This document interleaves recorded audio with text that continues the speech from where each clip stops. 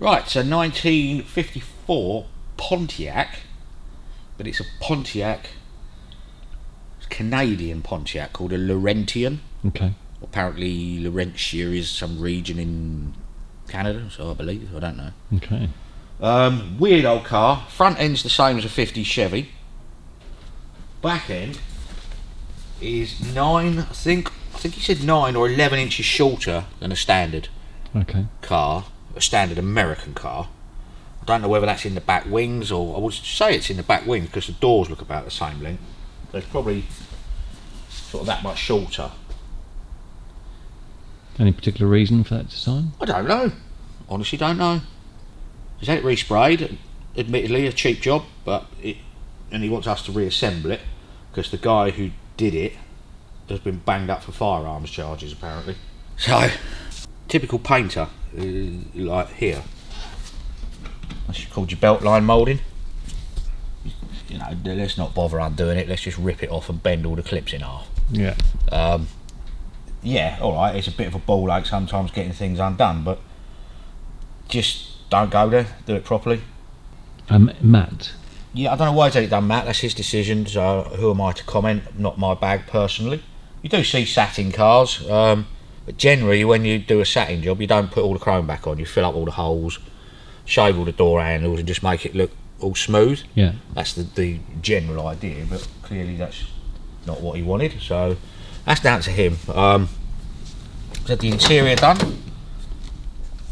which again, he paid, I think he said 1,700 quid to have the interior done, so it's not a bad job.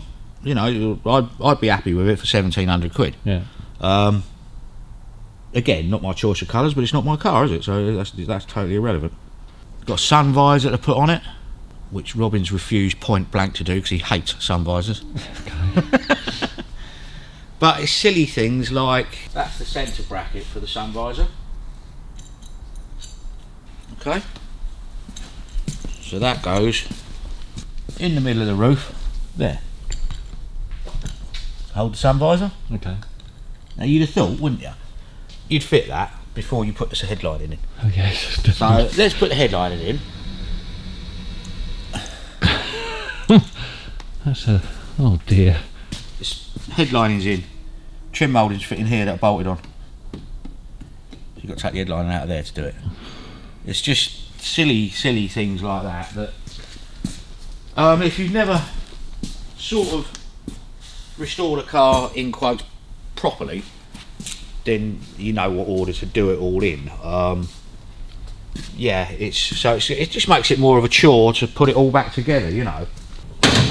Now, bearing in mind, it's not hard to throw a plastic sheet over something, is it? You wouldn't think so. So let's spray everything with overspray and dust, and oh no. Which will take, because I said to Phil, the guy who owns it, I can do it, but you know, I'll be there for ages. But you do it yourself, because it's, one, I don't want to do it, and two, it's going to end up costing him a bloody fortune. So, oh dear, oh my god. Yeah. But the guy's been knocked, banged up for firearms charges. Something like that, yeah. Don't want to put too much bigger complaint in, do you really? He said it won't start now. I don't know why it's got an outboard pump on it. It's off an outboard motor. You prime up the engine with it, so that sucks fuel from the back of the car to the front of the car. But I would say, by the sounds of that, the tank's empty. A disaster, darling. Well, it's not a disaster, but it's just an awful lot of cleaning. So is he going to do that? He's going to have to, because well, it's up to him. I can jet wash it all, I can sit there and polish it all, but it'll cost him an absolute bloody fortune. It's things like this. That's matte black. Just put a bit of masking tape on it. Don't paint it blue. Here, that's matte black. Paint it blue. Paint it blue. Take the trim off. Look at that. Trying to make, I mean, the boot doesn't fit, the bonnet doesn't fit, so they've all been, I wouldn't have said the bonnet's been off, that might not have fitted in the first place, but it should have rubbers here, There's guides when it goes down on the angle of the wing. But the bodywork's good though, yeah? No, No? not really, no, when you start looking at it, no. You're going to go to bother respraying something, make the doors fit. Big gap, narrow gap, door sticking out of the bottom. Square corner, round corner, door doesn't fit. That one there, they've put new metal in the back. That's obviously been caught on something, but it's not actually welded to the inner wheel arch anywhere. From there down. So all that's going to do is fill the car up with water. Yeah. Yeah, it's a minefield, but he's asked us. I will tell him as we're going through it exactly what's wrong, you know, and he can make a decision what to do with it realistically. You can only be honest with people, you know. That's, if you shut that fully, that's just going to chip all that paint off of there. So that's got to be moved that way.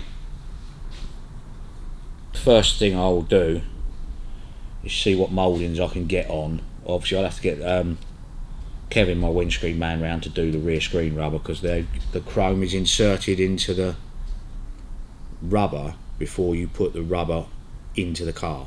Okay. So you have to insert, put the rubber around the screen, insert the chrome that goes around it, and then insert the screen into here. Okay. But you need to take the back seat out.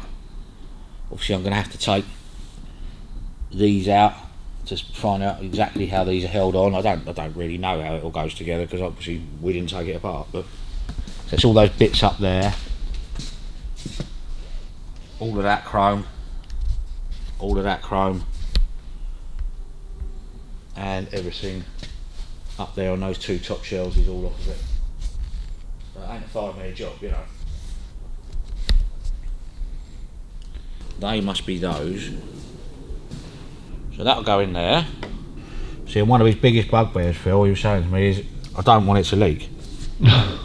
But realistically, you're pissing in the wind, because unless you take, what they had was stuff called Dum Dum, Yeah.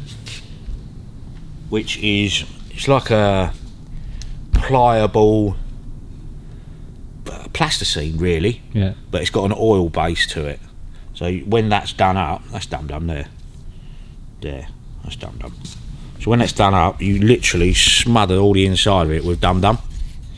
I don't even know if you can still get it. I'll have to see if I can get a tin. I've heard you mention it before.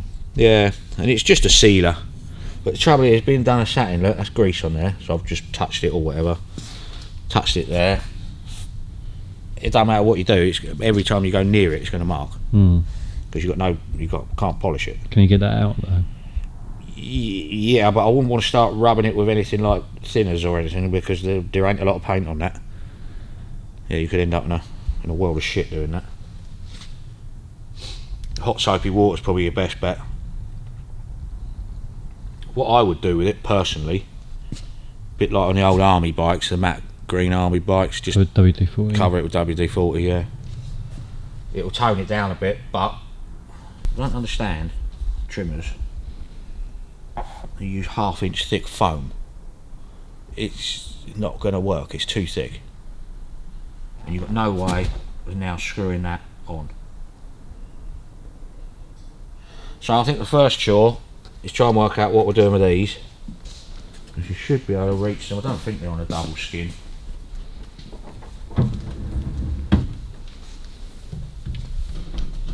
No, they're just there. So I can probably straighten quite a few of those. I mean, they won't, probably a lot of them won't come out without breaking, but we'll try one now. But you've got to take this out, you've got to take the headlining out to get to them all. And the ones that are broken, just put a new piece of metal in them. It's a minefield, I tell you. So I've just undone that nut from underneath that. So that's all you have to do to get that off. Now you've got rust underneath those now where it hasn't been rubbed down and not painted. So it's just one of those, because you'll never ever get that moulding to go back on unless you straighten that out. Yeah.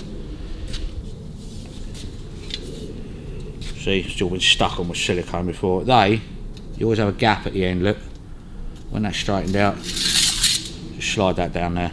Yeah. And obviously that has to be straightened because it won't sit flush.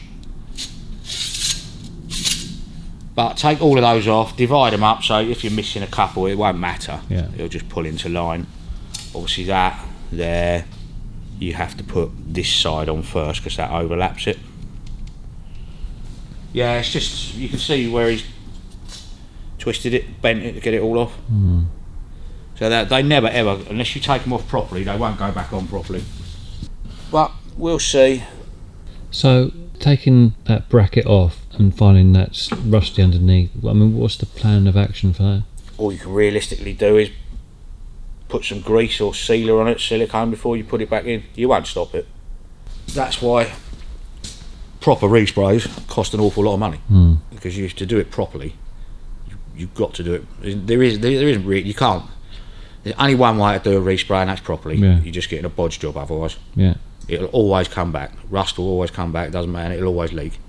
Taking budgets into consideration, what would be your recommendation course of action as a whole project? I'll take it all apart and start again. But the money's not in the vehicle. You know, it's not a Ferrari. You know, it's unfortunately.